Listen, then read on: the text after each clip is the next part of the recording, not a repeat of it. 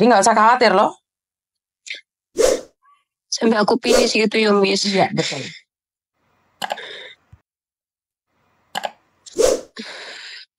Kok nggak mungkin kan, Miss, kayaknya tuh sampai finish, soalnya kan terus kan makin hari makin besar tiap bulan itu kan, Miss. Iya, Pasti sampai melahirkan. Tapi itu adalah peraturan Hong Kong di mana orang hamil tidak boleh diinterminate. Itu adalah peraturan. Iya ya, Miss. Jadi nggak perlu khawatir. Nanti aku berusaha ngomong sama dia buat tanggung jawab, setidaknya tempat tinggal lah gitu kan, meskipun tidak menikah gitu kan ya, Miss ya. Yo, bagaimana kamu bisa minta tempat tinggal, Dok? Sementara kamu sama dia aja nggak menikah. Jadi gimana, Miss? Nah, ya kamu tetap tinggal sama majikanmu, Dok. Nggak mungkin kan kamu tinggal sama dia. Itu sesuatu yang nggak mungkin. Iya, kamu tinggal. Maksud aku gini, kalau ketika aku finish kontrak gitu kan, Miss, aku pengen bareng gitu kan, meskipun nggak nikah gitu, emang nggak bisa gitu kan, Miss? Lah kamu tinggalnya sebagai apa di sini? Sebagai istri dia, Miss. Sebagai apanya dia kamu tinggal bareng sama dia? Juga bingung. Nggak bisa, nggak mau menikahimu kok. Lah berarti kamu sebagai apa? Kamu untuk tinggal di Hong Kong ini sebagai apa? Kecuali kamu jadi nyonya Hong Kong, kamu dinikahin sama dia lah. Kalau kamu nggak dinikahin, ya Allah, minta doanya aja, Miss, semoga masalahnya bisa kelar. Tapi sebenarnya kamu ingin hamil kan, Dok? Kamu pribadi ingin hamil dan tinggal di Hong Kong, benar nggak? Iya, aku sebagai pribadi aku tuh pengen hamil gitu, tapi kan nggak gini caranya, nggak punya suami gitu, Miss. Kenapa nggak sama suamiku aja hamil gitu kan, Miss? Kok sama yang lain kok bisa gitu? Ya Tuhan ingin mengingatkanmu bahwa kamu butuh kesabaran penuh. Mungkin Tuhan tuh bener-bener sayang banget sama aku, banyak banget cobaan hidup aku, Miss. Udah mau tulang punggung keluarga coba, Miss. Iya, ngerti. Tapi intinya adalah ujian itu kan terjadi karena sifat kita sendiri nih. Karena apa yang kita lakukan, benar nggak? Apa yang kita lakukan? Dan lihatlah apa yang kamu lakukan karena kamu berhubungan seperti itu. Maka Tuhan tidak ingin kamu melakukan lebih banyak dosa lagi. Makanya Tuhan mengingatkanmu. Tapi itu kan kamu pribadi pengen juga tinggal di Hong Kong. Maka itu kamu berpikir bahwa dengan hamil kamu bisa punya KTP Hong Kong. Padahal salah loh, Dok. Pikiran seperti itu salah loh. Banyak orang memikirkan bahwa punya pacar orang Hong Kong itu dinikahin, terus punya KTP Hong Kong, itu yang persepsi salah. Itu yang sebenarnya salah selama ini, doktrinan yang salah. Dari kalian berpikir bahwa orang Hong Kong itu mau menikahi. Orang Hong Kong itu cuma mau numpak itu. Paham nggak maksudku? Setelah itu ya ditinggalin kamu, Dok. Dia nggak mungkin ninggalin, Miss. Cuman posisi dia tuh bingung juga mau nikah. Gimana? Dia kan pengangguran, ibaratnya kayak gitu, Miss. Lah udah tahu pengangguran, ngapain kamu macarin sama dia, Dok? Apa tujuan? Enggak, maksud aku kan tiap bulan kan dia ngasih aku jatah gitu kan, Miss. Tiap bulan dia ngasih aku jatah. Seminggu sekali dia ngasih aku uang saku gitu kan. Nah, aku bingungnya dia uang dari mana gitu kan, Miss. Dia ngomong ke aku kalau seandainya aku nikah sama kamu, aku nggak ada kerjaan, dia bilang kayak gitu. Gimana mau nafkahi? Dia bilang kayak gitu. Lah sudah tahu laki-laki jujur tidak bisa menafkahimu, kenapa kamu mau dikendu? Secara logika loh, Dok. Bukan secara logika loh, Dok. Secara logika. Kita perempuan, kita membutuhkan satu tempat untuk masa tua kita. Lihat masa mari ditumpah ditinggal. Orangnya lo udah ngomong aku lo nggak punya apa-apa. Hah?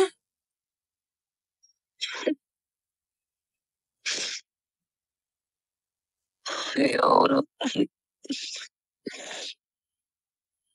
Kan nggak masuk logika tuh, sayang. Saya tidak ingin bilang bahwa kalian tidak boleh menikah sama orang Hong Kong pun.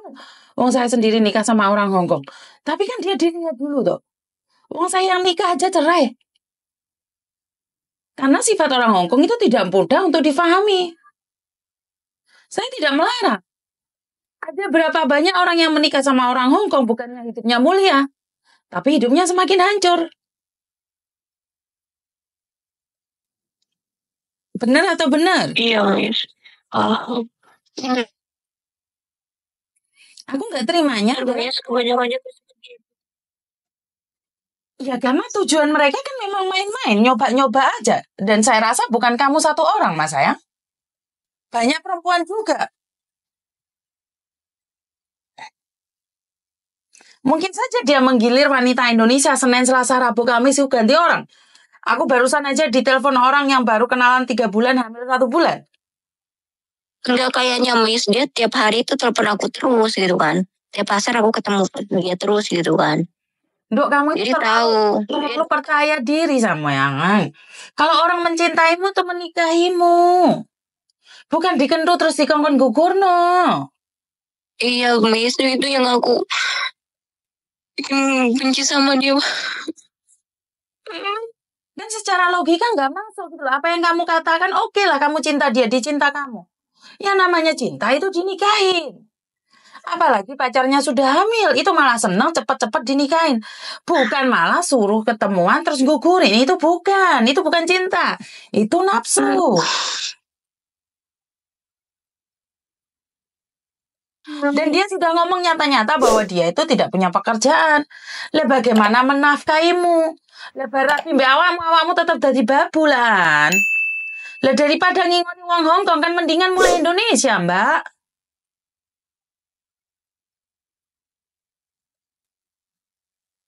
Ayo, lek jatuh cinta kok matanya pada buta semua ya. Ya udah, sekarang saya nggak bisa ngomong apa-apa. Coba selesaikan dulu ke dokter dulu, positif hamil apa enggak. Setelah itu kamu datang cari aku langsung. Mudah-mudahan aja aku salah tes speknya. Soalnya kan baru siang ini, belum paginya aku tes. Ya udah, tak bantu doa itu aja.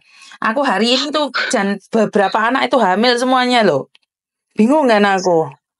Bingung nggak aku yang mana satu yang hamil? Bingung aku juga. Lebih bingungnya kenapa nggak suami sama suamiku aja gitu. Ya udah, nggak apa-apa, nggak usah mencari kesalahan siapapun karena Tuhan lagi mengujimu. Intinya adalah coba cek lagi hari Sabtu bagaimana keputusannya. Kamu cari aku.